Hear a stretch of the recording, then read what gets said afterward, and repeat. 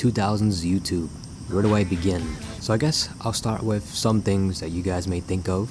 Unregistered Hypercam 2, intros with blue backgrounds and white text, Windows Movie Maker, Schmosh, Ray William Johnson, 009 sound system. I think a better way to start it, at least for me, there was a YouTuber, I used to watch so many of his videos when I was younger. I'm not gonna pronounce his first part of his name because I'm pretty sure it's a curse word and I don't want to say the N word. I'll spell it out.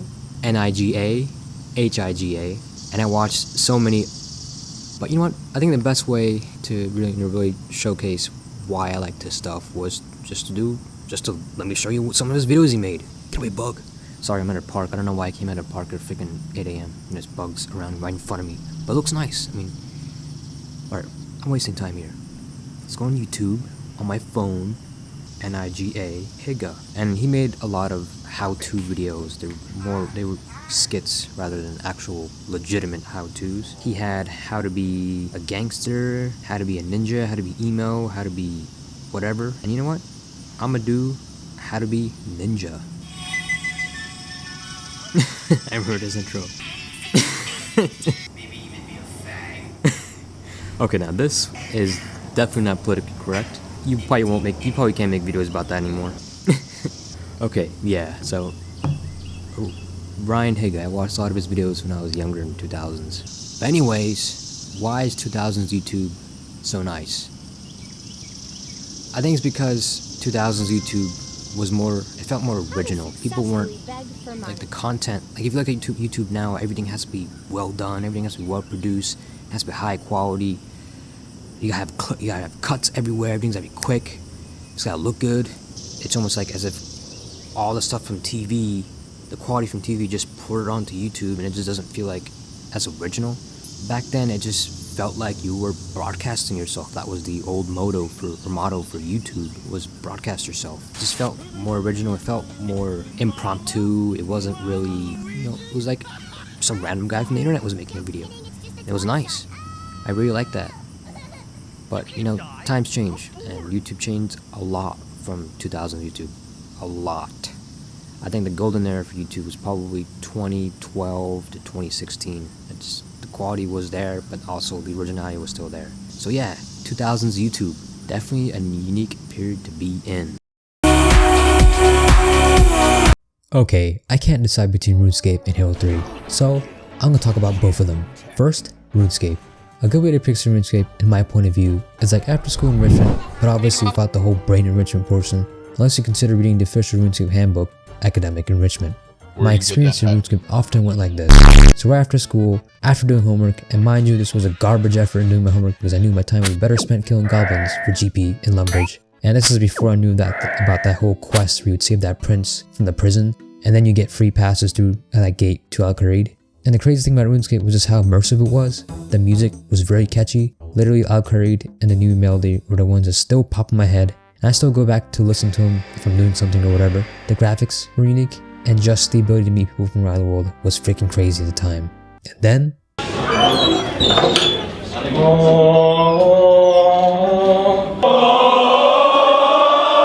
the Xbox 360 came out, and boy was that console the single greatest console ever made. Okay, a close competitor to that would be the GameCube, and that's only because of the startup theme. I wish I could helmet, so here's a clip instead.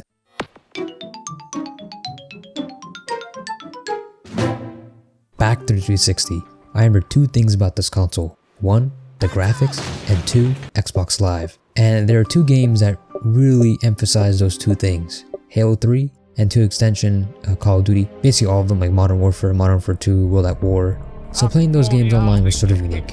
Unique in the way where you could be in a room with 13-year-olds and also 30-year-olds, and they would all be talking in the same offensive way, and they would all be insulting their moms. If you wanted to learn how to curse, any Call of Duty game lobby would teach you very well. So yeah, 2000s gaming, definitely unique.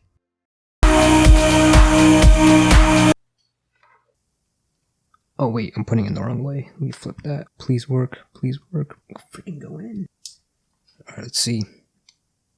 Oh, it's charging, it still works after freaking 10 years.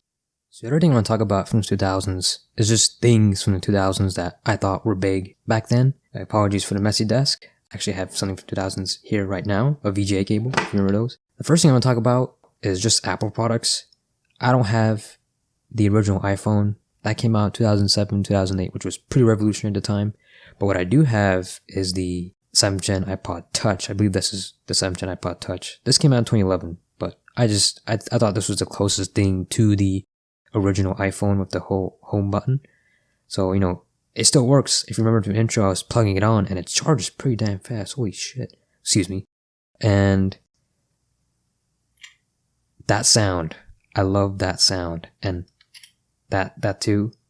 But the button got mushy, but I just love that sound. And the whole look, the whole crystal glossy look that iOS, the whole homepage looked like. And the other thing I liked about the case. So if you remember iPod Touches, they came in this cool case, which probably wasn't good for the environment, but it looked really cool at the grocery store. Or not the grocery, what am I saying?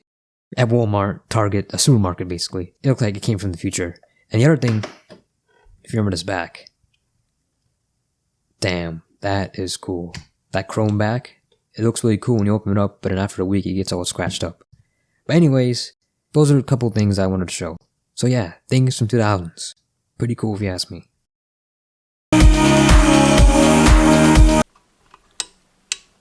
So there's two places where I often reminisce about things. When I'm in bed, or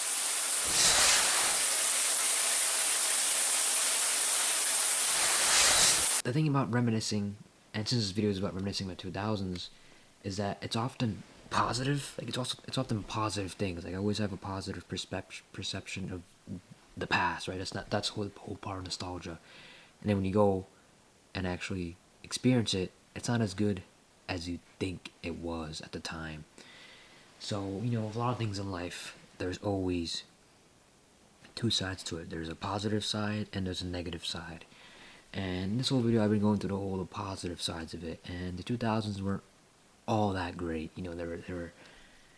There were certain things that were bad about it. And I think I wanted to use this portion of the video to go through the bad things about the 2000s.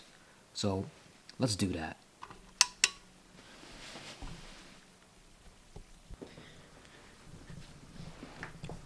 I had to move.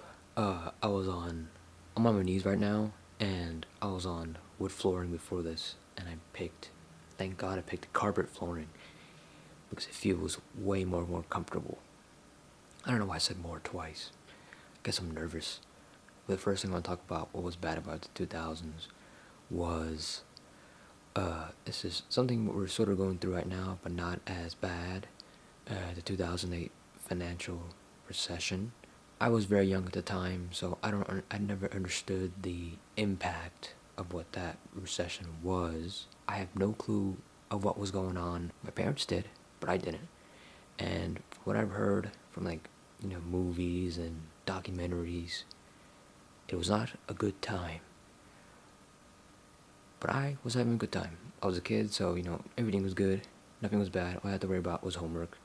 But just because I was having a good time during the 2008 financial recession, that doesn't mean that everyone else was having a good time during the 2008 financial recession. A lot of people lost their jobs, a lot of people lost their homes, and the people who, ended up contributing to the 2008 financial recession actually got bailed out, unlike all those other millions of Americans who suffered through it. I think that's enough 2008 financial recession talk. Let's talk about the Iraq War, 9/11, and the Afghanistan War. Another depressing topic. So you're probably wondering why I came into a closet. I think it's because, and some of the things that came out at 9/11, the Iraq War, and the Afghanistan War, was things like the Patriot Act, which an intrusion on American privacy or U.S. citizen privacy on the phone, the internet, or email transactions, fax transactions, any sort of communication. It was an intrusion upon that, and this wasn't. It was sort of unprecedented for the government to be doing that, and at the time it was seen as, oh, this is good for dealing with terrorism. So that was that. The other thing was the Iraq and Afghanistan War, which were very expensive for the U.S. economy. Like, we spent trillions of dollars on fighting both of those wars, and they ended up not being so successful, in my opinion. But that's just my opinion. And I want to talk about other things, such as social media. The funny thing is, I'm going to be uploading this video to the very thing I'll be criticizing. Thing. I said thing too many times in that last sentence. I think social media applications like YouTube or Instagram are both good and bad because of their use and purpose. Take Facebook for example, which came out in 2004 and made it possible for you and me to reconnect with people who we've lost contact with or we haven't talked to in a long time. Or YouTube, which lets everyday people like you and me to upload videos to the whole world to see. Like, that wasn't possible before these applications and like Web 2.0. But then consider the other side of social media. Look at TikTok. I'm not implying TikTok as bad, but I'm just providing an example where its platform can have someone easily sink in hours without even realizing. Social media, which grew up in the 2000s, made it possible to communicate with people in a more global and different way. It also made something that can be easily abused by the user and the creator.